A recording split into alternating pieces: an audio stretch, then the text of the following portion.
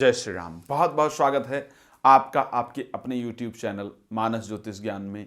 मैं हूं आपके साथ आचार्य राज मिश्रा। एक बहुत विशेष प्रकार का प्रोग्राम आप लोगों के आग्रह पर हम लोगों ने प्रयास किया कि इसको बनाया जाए। बहुत सारे लोगों ने लिखा कि आज क्योंकि जो पुरातन संस्कार है वो हमें प्राप्त नहीं हो पा रहा है। आज ऐसी कंडीशन हो रही है कि हम शायद अपने बड़ों के साथ हमारे लिए रहना मुश्किल हो जाता है, जिस कारण से जो हमारी बहनें हैं, जो महिलाएं हैं, जो प्रेग्नेंट हैं, उनको अपने बड़ों से बहुत कुछ जानकारी नहीं प्राप्त हो पाती है, तो परेशान होती हैं। हर माता पिता, हर पेरेंट्स चाहते हैं कि जो बच्चा जन्मे वो बहुत अच्छा जन्मे, बहुत स्वस्थ जन्मे, बहुत अच्छा हो, कोई दिक्कत ना हो।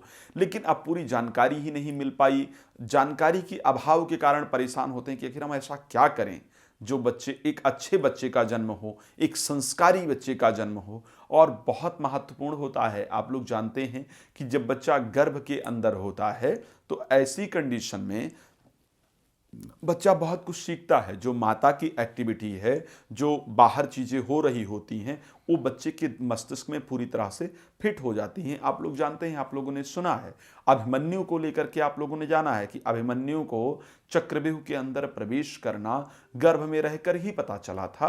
अर्जुन शायद अपनी पत्नी को सुना रहे थे और जब तक चक्रव्यूह तोड़कर बाहर निकलने का जो समय आया तब तक माता को नींद आ गई थी, जिस कारण से अभिमन्यु को वो नहीं पता चल पाया कि बाहर निकलना कैसे है। तो बहुत महत्वपूर्ण होता है कि जब संतान गर्भ के अंदर हो तो ऐसे समय के अंतर्गत हमारी एक्टिविटी क्या होनी चाहिए, हमारे क्रियाकलाप क्या होने चाहिए। मैं ऐसी कुछ चीज़ें बताने जा रहा हूं। जब बच्चा गर्भ के अंदर हो तो माताओं को कौन कौन से कार्य नहीं करना चाहिए।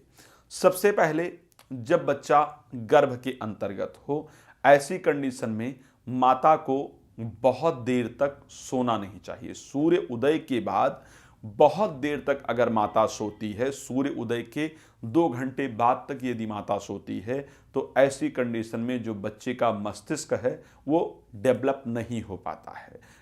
सूर्य जब बच्चा गर्भ के अंदर हो, रात्रि में लेट से सोए और सुबह जल्दी उठे, तो ऐसी सुबह देर से उठे, तो ऐसी कंडीशन के अंतर्गत बच्चा मस्तिष्क रूप से पूरी तरह से जागृत नहीं हो पाता, उसका मस्तिष्क डेवलप नहीं हो पाता है।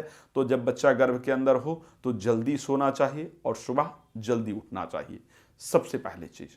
दूसरी चीज़, जब बच्चा गर्भ के अंदर हो तो माता को कभी नशीली पदार्थ का सेवन नहीं करना चाहिए। नशीली पदार्थ के सेवन से बच्चे को हमेशा दिक्कत होती है। बच्चा इन फ्यूचर जब पैदा होता है उसके बाद जो उसकी एक्टिविटी होती है, मानसिकता होती है, वो बहुत बेहतर नहीं होती है।